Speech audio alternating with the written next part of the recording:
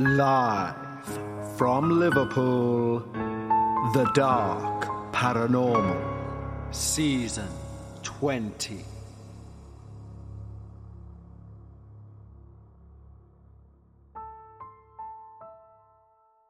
Hello everyone, and welcome to the finale of Season 20 of The Dark Paranormal. A season which, in genuine honesty, has been my favourite season to date. I think we've had some of the best experiences we've ever covered.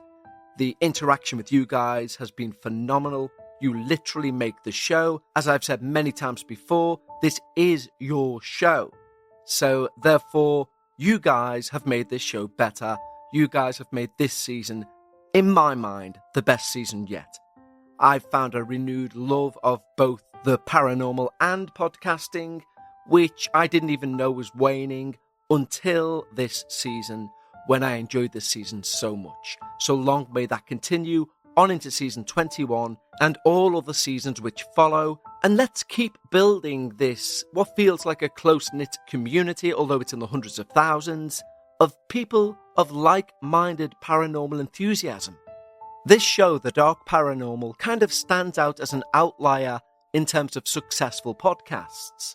And in today's day and age, where any celebrity is given a topic and therefore a podcast, just as a way of generating money for a higher network of some sort, we don't operate like that, nor have we ever. I am not a famous person. I am a paranormal enthusiast who literally started this as a hobby in order to try and communicate to people of a similar mindset. And it's quite unique that someone who isn't on TV, isn't a household name, has managed, due to your support and your ongoing interaction with the show, to keep a show that's literally ran by a guy who records in an attic space, up there with some of the big names of the paranormal podcasting world. And that's down to you. So, season 20 has been huge for me in terms of milestones, and I wanted to take this time at the finale to say the biggest thank you to each and every one of you for A, allowing the show to get this far, and B, continuing your support of this independent podcast, especially in a world now drowned with celebrity podcasts. It's the realism of you guys that you send me every week that allows this show to be a standout, unique type of experience. So from the bottom of my heart, genuinely thank you. Now, of course, we are going to mention our Patreon soon, but I do want to say, if you want to support the show in any other way, just subscribe to the show. That helps us massively. Leave us a nice review or tell your friends. Of course, they're all free ways to help the show, and they're just as important as anything else. Now, of course, our Patreons will have received this finale ad-free and before anyone else. But if you are listening to this on Friday, the day it's scheduled for public release, then you have around about maybe 10 hours. Because at midnight on the Friday of the release of the finale, UK time, the free week offer will end to the highest tier of our Patreon. And you can go over there for a full week and be able to experience the entire back catalogue of Dark Bites episodes, coming in at well over 100 hours worth of content for you to binge maybe whilst we're off air for a few weeks, as well as to experience our wonderful community over there on Patreon. And it is the one thing I keep banging on about because I think it's such a spectacular and unique thing. And even though that community is made up of skeptics and believers, the level of support and the level of camaraderie over there is a breath of fresh air in the paranormal community, a place where usually hierarchies are formed, etc. They are non-existent within our Patreon team. And if you choose to stay on our Patreon, of course, you will receive a new Dark Bites episode, a 30-minute episode of the shorter experiences we receive, which is a little less formal than our standard show, The Dark Paranormal, every single Sunday of the year without fail. And every episode that we release on the main feed will go to you ad-free and before anyone else. And as our patrons have found out with this finale, you receive finales and the upcoming debut of Season 21 before it airs on the main feed. Now, if that sounds like your thing, head over to patreon.com/The Dark Paranormal. Just like the following wonderful new team members have: Nicole Calorie, Zero, Rachel Sorchik, Jacqueline O'Reilly, Hannah Boss, Disgusting, Caroline Jonkman, Rosie Root, Kimberly Delgado, Lauren Sweetlick, Laurel Luna, Emma Mallison, David, GN, Ryan Spillman, Diaz Churchwood, Vivek Hockstad, Saliel, Devona Fisher, The Karate Fan, Carrie, John Featonby, Rose Holmes, Frank, Cindy, Mary Malcolm Sanders, Kristen Estevane, and Kaz Spiteri.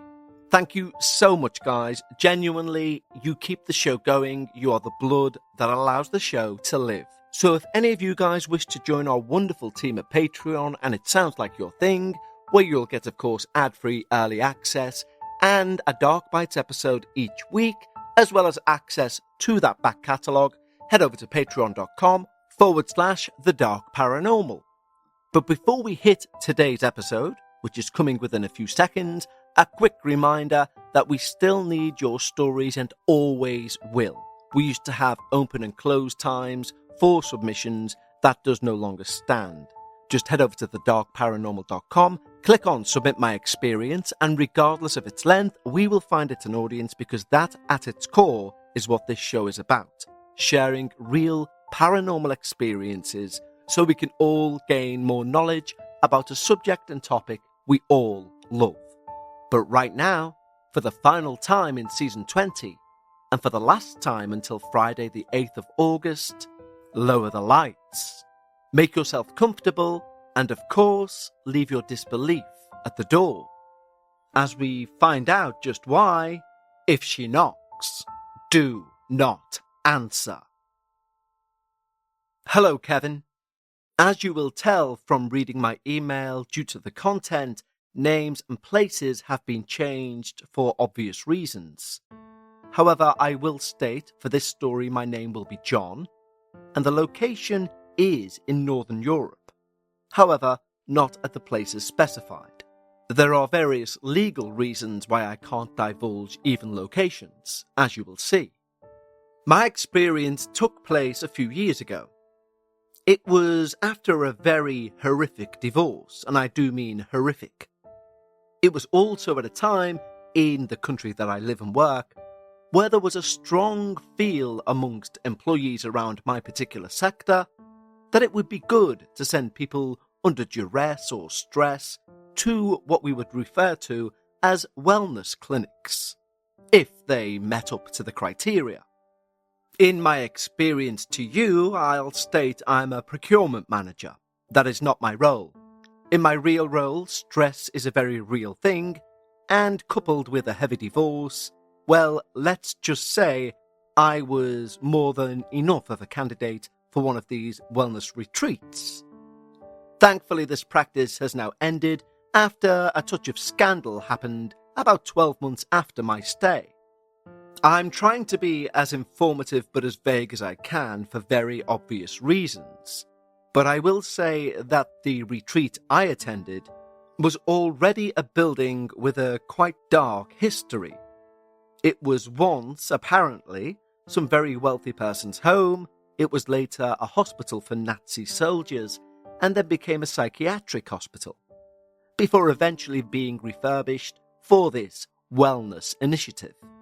I should state I've added this part on at the beginning of my email, although the email was written about 3 days prior, just so you and the listeners can at least have a visual of the type of building this was. Imposing. Almost terrifying, really, looking back. It was set really far out from the city, but I mentioned that in my following email. I've been a long-time listener to your show, but I never thought I would be writing to you. I'm not someone who believes in ghosts. I enjoy ghost stories and paranormal stories, etc., but I don't believe in paranormal experiences as such. Or at least, I didn't. What happened to me at my wellness retreat in Switzerland a few years back, it left me questioning everything I thought I knew about reality. I'm writing this because the events didn't end when I left that place. They followed me home. Just last month, something happened that made me realize something I thought had ended had not, and I needed to get this story out there, if only to see if anyone else has experienced anything slightly similar. I should mention up front, I was in a very vulnerable state when all of this began. My company had sent me to this retreat after I'd taken significant time off work following a very messy divorce. The workplace assessment suggested I needed intensive mental health support in a controlled environment. These mental health wellness places were kind of picking up pace at the time within the field I work. We refer to them as executive rehab, in a sort of jokey manner.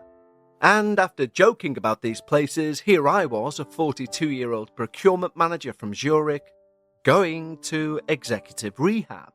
The wellness retreat itself sat in an isolated part of a mountainous area, accessible only by a winding mountain road that took 45 minutes from the nearest village. It's the kind of place that looks like it was designed by someone who read far too many minimalist lifestyle blogs. All clean lines, natural wood, and floor-to-ceiling windows showcasing the dramatic mountain landscape, at least on one side. The other side was its complete old self. And if I said picture a 400-year-old Northern European mansion that looks like it has bats flying around it, that's exactly what it would look like. The brochure promised a digital detox healing and reconnection with the authentic self. What it delivered was something far more unsettling. I must state that we, or at least I, were not tied to go there. We could have refused. However, at this point in time, it was very much frowned upon if a company in my line of work offered you this wellness retreat and you declined the offer. It would look very bad for you going forward. My point being is that although it was allegedly a voluntary stay, it was very much a case of stay or potentially lose your job. So of course, you agree. From the moment I arrived at St. Andrews, everything felt sterile and controlled. They took our phones, laptops, even my smartwatch. Complete disconnection from external stresses, the intake nurse explained with a practical smile. The facility housed maybe 20 guests at any given time, all dealing with various sorts of burnout, anxiety, or what they euphemistically called life transitions. The staff were professional and courteous, but they definitely kept an emotional distance. Polite smiles, therapeutic language, but no real warmth. My bedroom was sparsely furnished, a single bed, a desk with a chair, a notepad and pen, and an ensuite bathroom. The walls were bare, except for one irritating motivational quote about embracing change. Meals were communal affairs in a bright dining hall, and our therapy sessions were scheduled throughout the day, both individually and as a group. Our evenings were meant for reflection and journaling. It was on the second afternoon that I first noticed her. I was walking to my afternoon therapy session, and I caught a glimpse of silver hair turning the corner ahead of me. Just a flash. An elderly woman shuffling round that corridor corner with deliberate, careful steps. She seemed to be sneakily following another guest, staying maybe 5 feet behind them. But something about her movement struck me as odd. I couldn't place what it was, though. Later that evening, during the communal dinner, I found myself sat opposite a guy called Mark. He was an American, maybe 45, and dealing with what he called a midlife career implosion. He'd been at the retreat for 3 weeks. "You'll get used to the routine," he said. eating his dinner. Though you'll notice the demographic here is pretty specific. All the women here are roughly the same age, late 30s to maybe mid-late 40s. They don't take in older guests, liability issues or something similar. I thought immediately about the silver-haired woman I'd seen. "That's interesting," I said to him. "I could have sworn I saw an elderly woman earlier today, in the corridor near the therapy wing." Mark looked puzzled, his fork halfway to his mouth. "Nah, definitely not. There's no one here that old. But," and he leaned in conspiratorially, "watch out for the guy with the wide eyes. Peter, I think his name is. He's intense. He just stares at people during any group sessions, even at dinner." Well, I hadn't noticed Peter yet, but Mark's description would prove prophetic. The first week passed uneventfully, though. I attended my sessions, I participated in group therapy, I tried to process the emotional wreckage of my divorce. The retreat's isolation was supposed to be therapeutic, and in a way it was, but I found it rather unnerving, especially the quiet at night. At night it was so silent, it felt oppressive. It was during my second week that things began to feel off. Small items started disappearing from my room. First, my pen that I used to journal with. Nothing significant, easily misplaced. But then my reading glasses vanished from my bedside table. There were not many places to search, but I searched everywhere before reluctantly asking the cleaning staff if they've moved them. They seemed confused and said to me they've never touched anyone's personal items. 2 days later, my leather wallet disappeared from the desk drawer where I'd locked it. This time I was much more insistent with the staff. The facility coordinator, a stern-looking Swiss woman, took my complaint seriously enough and promised to investigate. She even had security review the hallway cameras, though she mentioned the recordings showed nothing unusual. "Maybe it's the stress of the adjustment. It's affecting your memory," she suggested, gently, not realizing how condescending that was. "It's not that uncommon in the early phases of treatment," she went on to say. Interestingly, I wanted to argue, but doubt crept in. Was I misplacing things and forgetting? I know the divorce had left me broken, scattered to the wind. And the retreat's enforced simplicity was more disorienting than I'd expected. Then, on a Tuesday morning, everything returned. I woke to use the bathroom around 6 a.m, and I nearly jumped out of my skin. Every missing item, the pen, my glasses, my wallet, even a book that I'd forgotten had gone missing, was arranged in a perfect line on the bottom of my bed. Not scattered, not dropped, arranged, as if someone had walked in and placed each item with deliberate precision. My hands were shaking as I checked my bedroom door. No, still locked, as I remembered from the night before, from the inside.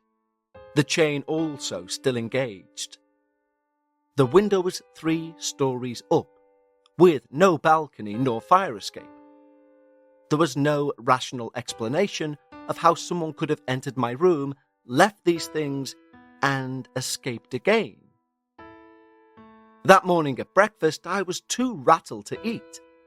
I scanned the dining room hall, looking for, I don't know, an explanation, a guilty face. Instead, my attention was drawn to a man sat alone near the windows, staring directly at me with unnaturally wide eyes, unblinking. The breakfast in front of him, untouched.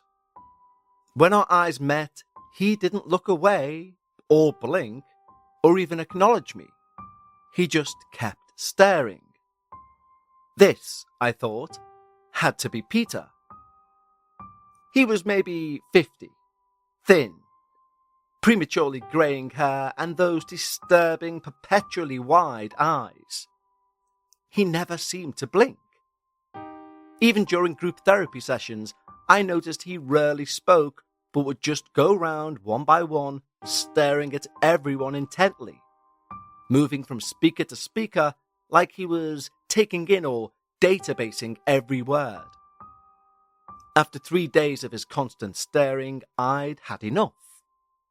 I kind of cornered him after lunch in the corridor. "Excuse me," I said, trying to keep calm. "I'm John. I think you're Peter?" He stopped walking and slowly turned to face me, his eyes as wide as usual, studying my face with a very uncomfortable intensity. "You've been staring at me during meals and sessions. Do you want to say something to me, or is there something you need?" Peter blinked. Only once. And then he opened his mouth as if he was going to speak. And then he snapped it closed and shook his head. "Okay. Well, if you need something, you can just ask. There's no need to stare. It could be seen as rude."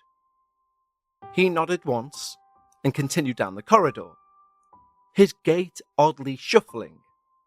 I'd never really seen him walk before, but it was like an old man, despite his apparent age. I thought that was the end of it. I was exceptionally wrong. Today's episode of The Dark Paranormal is brought to you by Progressive Insurance. Fiscally responsible, financial geniuses, monetary magicians. These are things people say about drivers who switch their car insurance to Progressive and save hundreds.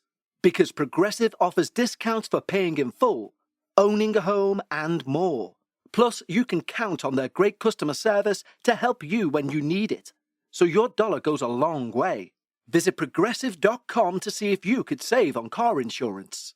Progressive Casualty Insurance Companies and affiliates' potential savings will vary, not available in all states or situations.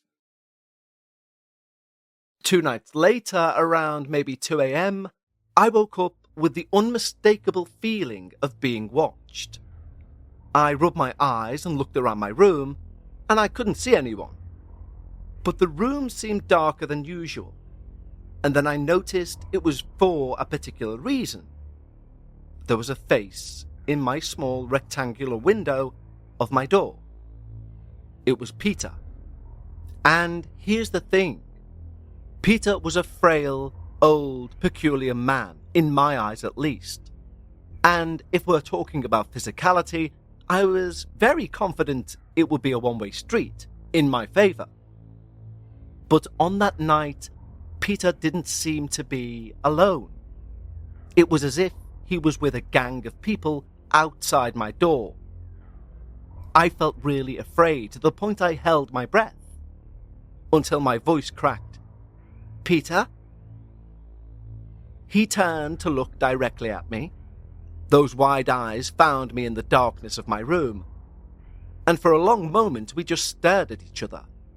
And then, without a word, he slowly began crouching down out of sight. Then I noticed a small white something being slipped under the door. I got out of bed, walked over, turned my light on. I checked the window, but Peter had long gone by now. It was a handwritten note that simply had scrawled on it, "If she knocks, don't answer." I recognized the paper as being from one of our journals, so I brought that note to my individual therapy session the next afternoon. Malcolm, my British psychiatrist, was in his 60s, and he read it with a frown. "Peter is an exception here," he said carefully. "His condition is more complex than most people like you. I remember you said something about confronting him in the corridor. Well, to someone like Peter, he would see that as a connection or a bond. I'd strongly suggest not engaging with him in any way going forward." "But what does it mean, the note?" Don't let her in." Malcolm's face changed. He took off his glasses and said, "Peter sometimes experiences episodes where reality becomes fluid for him. As for the note, it's likely connected to something in his anxieties. Nothing that you need to be concerned with at all." Trying to lighten the mood, I forced a laugh. "Is he talking about that elderly woman, the one I keep catching glimpses of in the corridors?" Malcolm's pen stopped. "I'm sorry, what elderly woman?" "Silver-haired, maybe 70s. I see her in the corridors now and again. Usually following other guests, actually. She walks very slowly, like she's—" "John," Malcolm interrupted, "there's no one here that matches that description. Our eldest guest is Peter, and he's 49. The way he said it with such quiet certainty made my stomach drop. "But I've seen her multiple times." He leant back in his chair. "Are you sleeping? Because sleep deprivation can cause visual disturbances. Maybe we could discuss introducing medication." I declined and left that session feeling much more unsettled than when I'd arrived. Was I hallucinating? Was I having some sort of breakdown? The missing items, Peter's bizarre note, and now apparently seeing people who weren't there. Well, this all pointed to my mental state deteriorating rather than improving in this place. But that night, as I lay there in bed, staring at the wall, trying to fall asleep, I heard something that made my blood run cold. 3 soft but deliberate knocks on my door. I held my breath, listening, staring at the wall an inch from my face. There was a very long silence, so much so I hadn't moved, but felt my eyes begin to close again. Whatever fear I felt before was now doubled. I was holding my breath, but almost simultaneously having a panic attack. Curiosity and stupid manliness got the better of me, and I quickly turned to the door, and the silver-haired woman was stood at my door. Her forehead and nose were pressed so hard against the glass, her nose was squished against the glass. Her face was straight on, but her eyes almost coming out of their sockets to the right to stare at me. Immediately hoping in the darkness she hadn't yet saw me move, I threw myself back against the wall, at which point she let out a slow, low croak sound. Without moving my body so not to draw her attention, I slowly swiveled my neck, really cranking it so I could look straight at the door with making as less movement as possible. And it was at this point she slammed her entire face against the window. I spun my head round so fast I genuinely pulled a muscle in my neck, but I stayed still and stared at that wall until daylight started to seep through the blind of my window. My final week at St. Andrews passed in a haze of increasing anxiety. The therapy sessions felt increasingly pointless, as I struggled to distinguish between my genuine emotional processing and what might be the signs of a psychological break. But I knew I wanted out, which meant I needed to play a game. So I mentioned nothing to Malcolm, agreeing that I was now personally convinced my previous episodes were also stress-related, and that was clear to me now. In reality, I could not shake the feeling that something was fundamentally wrong with that place, or with me, because I continued to see the silver-haired woman. She was still following other people from a short distance, and always as she turned a corner. The one difference now is before turning the corner, she would stop for about maybe 3 seconds before carrying on. Peter's staring intensified, but I kept my distance after Malcolm's warning. Still, I would often feel his wide eyes tracking my every movement during group sessions and meals. Strange little incidents began punctuating my days. During breakfast once, I watched as a fork slid on an empty table about 6 inches across the table with no apparent cause. No vibration, no movement from anyone nearby. No one else saw it but me. Then there was the lights flickering in the therapy room. During a group session. Again, no one brought it to anyone's attention. And I didn't feel like I should, just in case it wasn't really happening. Then, on 2 separate nights, for 2 separate occasions, my bathroom toilet flushed in the early hours. I suppose each of these could have had a rational explanation, or at least a slightly plausible one. It's an old building. Mountain weather can affect electrical systems, and my own stress manifesting in misperception. All of these things could be valid explanations. In fact, I needed to believe that's what was happening. My act of being completely cured and feeling fine must have worked because Malcolm came to me to say that if I so wished, I could leave earlier than was planned. And believe me, I wished. But the night before my departure, I couldn't sleep. Something was off. Not dramatically, but like a note being played slightly off key. The silence in the corridors seemed heavier than usual, like a pregnant expectation. Around 2 a.m, as I'm laying facing the wall as usual, trying to force myself to sleep, this time I didn't move, I didn't even breathe, and the only thing that came to my mind was Peter's note. If she knocks, don't answer. Whatever instinct has kept humans alive for millennia was screaming at me to stay still. And then, that horrid croak. It was her. I didn't need to look to know. Thankfully, I remember locking my door. At least, I think I did. I hoped I did. Did I lock my door? Finally, silence returned, and exhausted with anxiety, I dropped off at some point. But when I woke the next morning, my heart started pounding, because my door was wide open. I shot upright, my heart hammering. I was certain I'd locked it before bed. It was a habit by now. I checked the hallway, but it was empty. I showered quickly, packed my belongings, eager to leave. As I waited in the lobby for my taxi, the other guests began preparing what the staff called the congratulatory corridor. Even though I'd taken part in many of these stupid events, I'd completely forgot it would happen to me when I left. It was tradition at St. Andrews that when a patient left their course of treatment, the other patients would gather either side of a corridor and applaud, congratulating the patient who was now allegedly cured of all their mental disorders.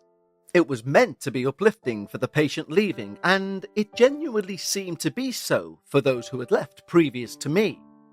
But for me, knowing I didn't think I was fully cured of anything, I felt both like a fraud and increasingly uncomfortable as I faked a smile and walked through the applause.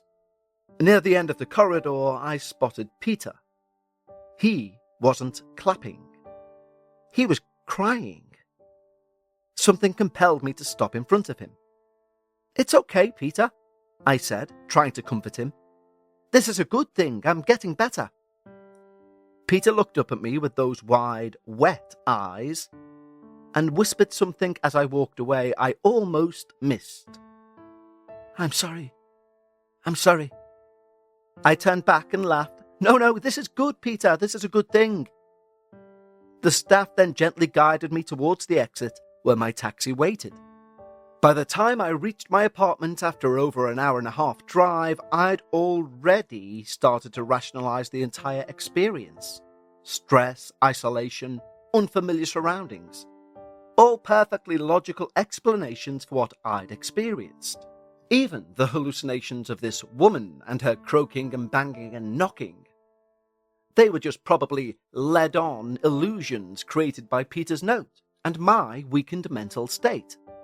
I threw myself into building a new life. I obsessively cleaned, I bought new furniture.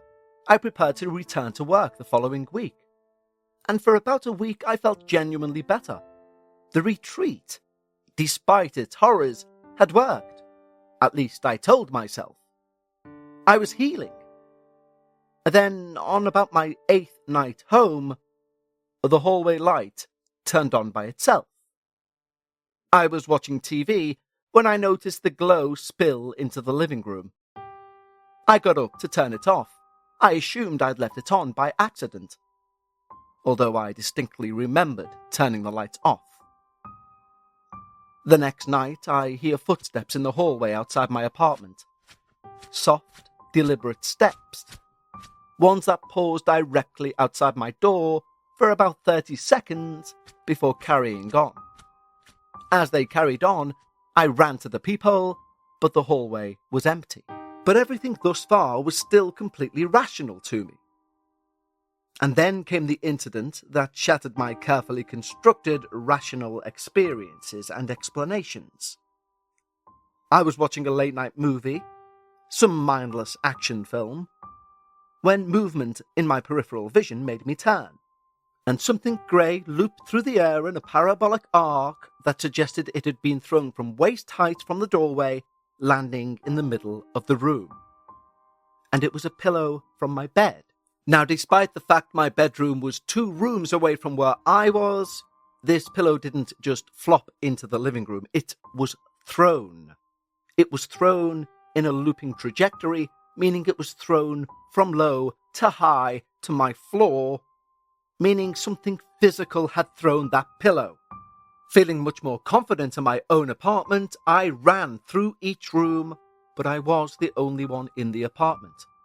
All the doors and windows were locked, and I was on the 4th floor. I walked back into the living room in a daze. I sat on the couch and stared at this pillow in the middle of my living room floor. I put my head in my hands. Staring at this pillow, I thought about Peter, and wondered why he was crying when I'd stopped to comfort him, and why he was saying he was sorry, repeatedly. Sorry for what? Then another memory surfaced. My door being open on that final morning, even though I was certain I'd locked it. What if Peter hadn't just been warning me about knocking? What if he'd been trying to tell me or trying to do something else entirely? Peter's note had said not to answer the door if she knocked. But what if Peter, in some misguided attempt to help or connect, had let her in? What if Peter, fully aware of what he was doing, let her in? Because here's something I found out myself about Peter.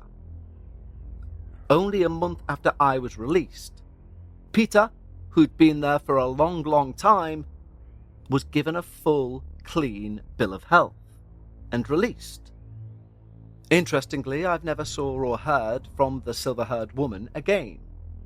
However, when I'm stressed, what could be deemed as paranormal events do take place in my apartment.